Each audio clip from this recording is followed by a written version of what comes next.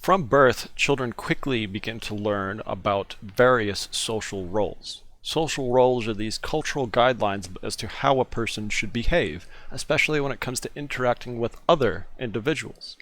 So basically, they're learning about all these different positions in our society and what these individuals are supposed to do and how they're supposed to act.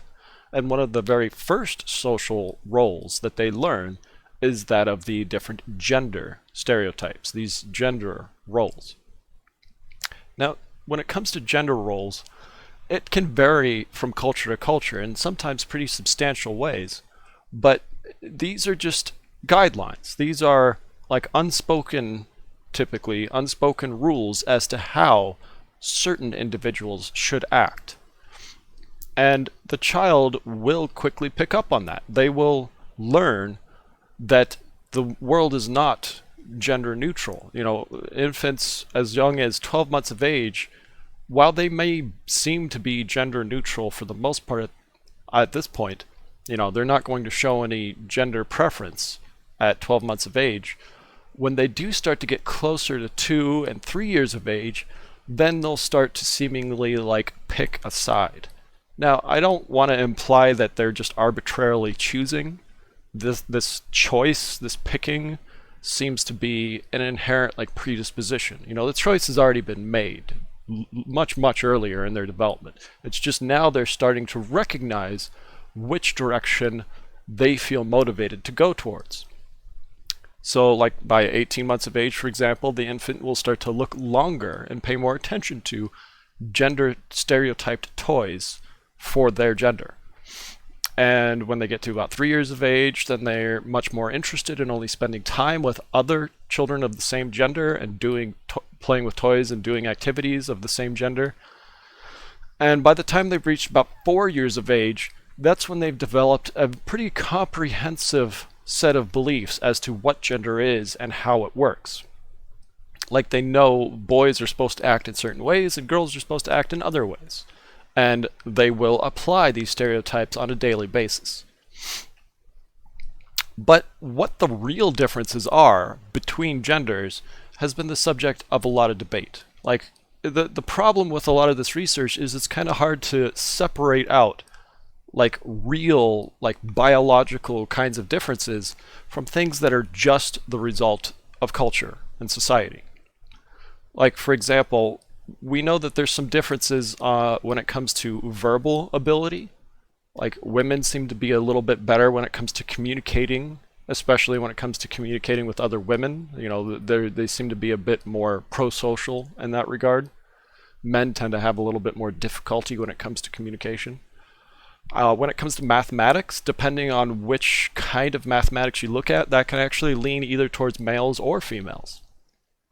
When it comes to visual spatial skills, navigating an environment, understanding various shapes and orientations and how different things are related in space, tends to lean more towards the males in some studies. When it comes to other skills like memory, for example, just being able to retrieve specific kinds of memories, in many studies that also seems to lean more towards the males.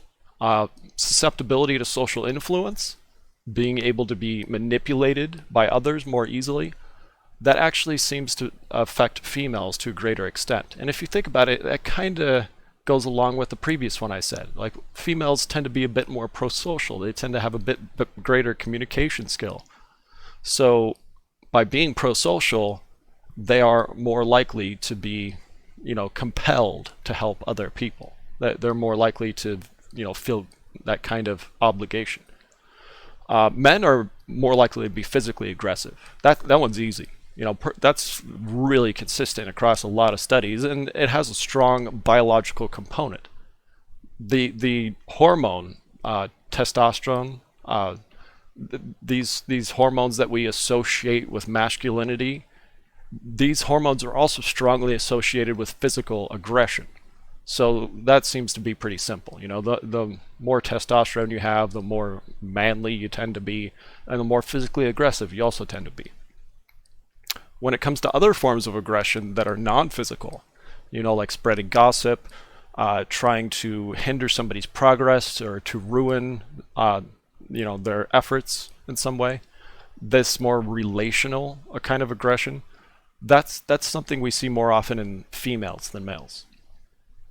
And then when it comes to other things like emotional control, like understanding yourself and being able to understand other people's emotions, once again, that's leaning more towards the female side. So the whole point I'm trying to make here is we do tend to see some differences in various skills regarding, male, female dichotomy that we have in our culture, but it's really kind of hard to tell why we find these kinds of things. As I said at the beginning, it might just be due to our culture. Women are raised in our culture to act a certain way, and men are raised to act a different way, and that might explain a lot of these differences that we found. So what's happening to these kids is they're being gender stereotyped. Parents and admired adults will actually shape the child's behavior and beliefs in innumerable ways, but mostly they do it through modeling and various kinds of reinforcement and punishment. This is something that no parent is actively thinking about, but if you are acting in various ways around your child and your partner is acting in different ways, they'll pick up on those differences. They'll notice that, daddy does this kind of thing and mommy doesn't do it like that. Mommy does it in a different way. And they'll start to make assumptions about how all men should be and how all women should be based on those differences they observe in their parents. So modeling is a huge part of this. But as I said, it also has to do with reinforcement and punishment. Like in our culture and a lot of cultures, boys will be rewarded for certain behaviors that females, little girls, would be punished for. Like if a little boy is showing like a lot of authority and he's commanding his other little friends to do this and that, most parents will be happy about that. They'll say, oh, he's got such great leadership skills. He's such a really assertive kind of person, But if a little girl does that in our culture, then people would probably use the very sexist term bossy. If you think about it, bossy is a term that we only seem to apply to women or young girls when they're trying to demonstrate leadership skills. So yeah, it does seem to be a pretty sexist term if you think about it. But that's what I mean. You would never call a little boy bossy, and if you do, it doesn't really seem to be all that bad of a thing. But it's definitely a bad thing if you're a young girl. So that's what I mean by a kind of a punishment, like a social punishment. But it's not just the parents that are shaping their child's behavior and beliefs without their awareness in many cases. It's also their peers. As children learn these sexual or these gender role stereotypes and they learn certain activities and certain objects and clothes are associated with particular gender, they'll start to impose those kind of pressures on their peers. By 3 months of age, peer pressure on gender roles will become critical. These 3-year-olds will mock their peers who do not fit in line with their preconceived ideas about gender. Like, if a little boy has long hair, he will be harassed for it. It can be pretty brutal. These kids, they don't mean to be cruel. It's just they don't really understand yet how these actions are going to affect others. They don't understand the harm that they're doing. So yeah, 3-year-old will criticize you for not falling in line with these cultural expectations. And they don't just do it to other little kids. They'll do it to adults too. I remember one time I went to go pick up my daughter from kindergarten, and one of the other little kindergartners just gave me this really dirty look. And I asked her, what's wrong? And she says, "You're wearing a pink shirt." To which I replied, "Yes." That was the end of the conversation, and I saw like a little light bulb slowly turn on in her head, like she started to realize men can wear pink too. I hope I broadened her horizons. I seem to have. So, what these kids are learning at about the 2nd to 3rd year of life is what it means to be, to have a gender, what it means to be male or female. Gender identity is what we call this, the subjective sense of being a particular gender.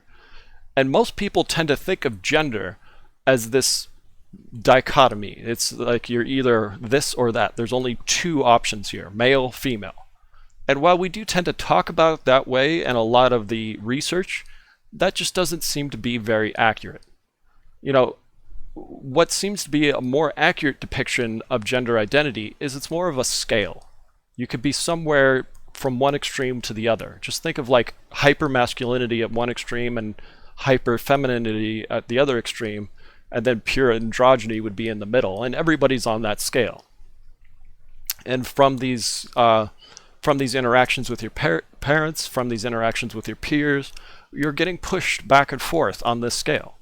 So gender identity is the result of all that learning resulting in your position, if you want to think of it that way. Now, how this kind of push and pull goes as you learn more and more about gender and start to engage in different kinds of activities based on this knowledge, according to Kohlberg's research, this will take the form of 3 stages. So in the beginning, it's very basic. It's very surface level. We call this gender labeling.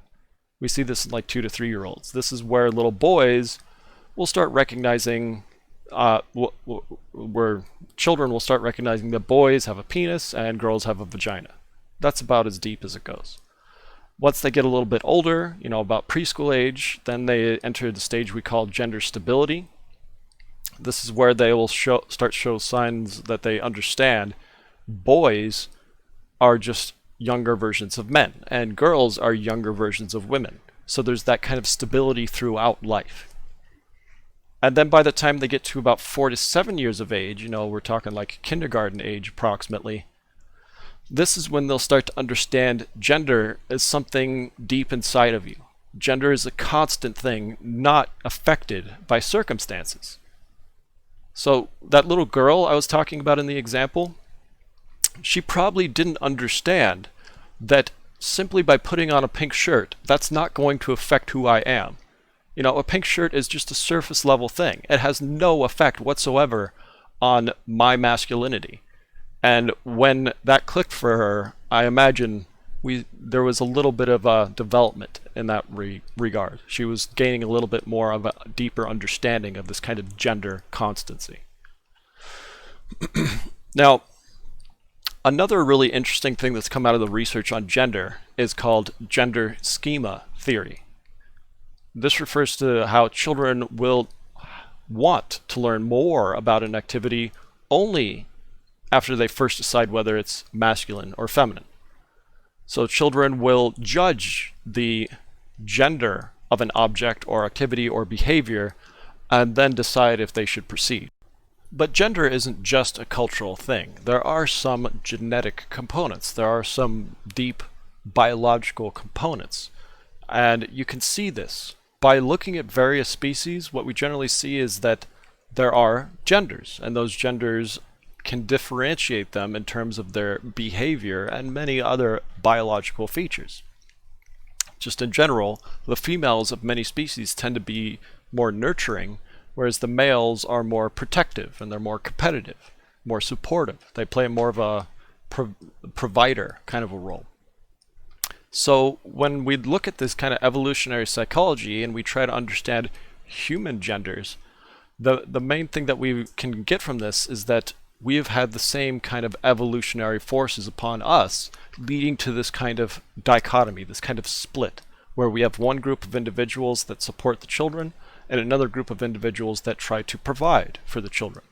So that seems to not be purely cultural. There are some genetic components there that can be seen across species.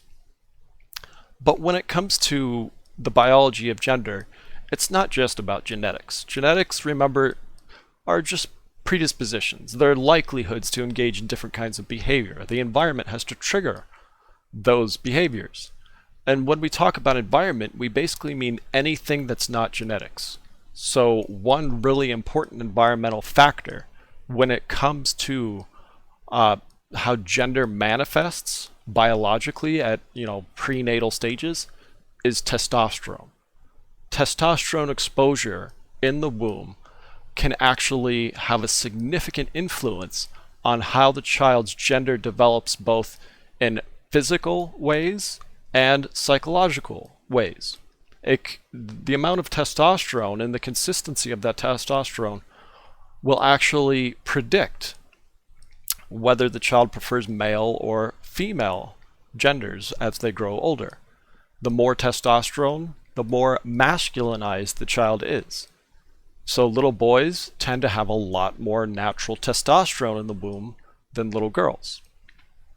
And this brings us back to in my opinion, one of the most interesting theories in this field called the prenatal hormonal theory of sexuality. And it's basically what I was just describing. This prenatal hormonal theory says that exposure to sex hormones in the womb can shape the child's sexual orientation, gender, and physiological factors as well. So it's not just about, the body, it's also about the mind and the behavior. These hormones play a massive role in what kind of person this child will be when they grow up. So there are definitely genetic and biological components to this. But as I was saying before, there's a strong, very strong cultural aspect to this as well. Our culture has changed over time. Our beliefs about what men and women should do and how children should act have changed. In one particular study that was done in the 1960s and 70s, it was called the Family Lifestyles Project. These individuals took their children out of our traditional society and raised them in a kind of miniature society which tried to eliminate these traditional gender roles to the best of their ability. And these children that were raised in this kind of, separate culture, they grew up to just simply not have a lot of these beliefs that we take for granted. They had no issue, for example, with women in leadership positions. They had no issue with women serving as authority figures or law enforcers. That didn't faze them in the slightest.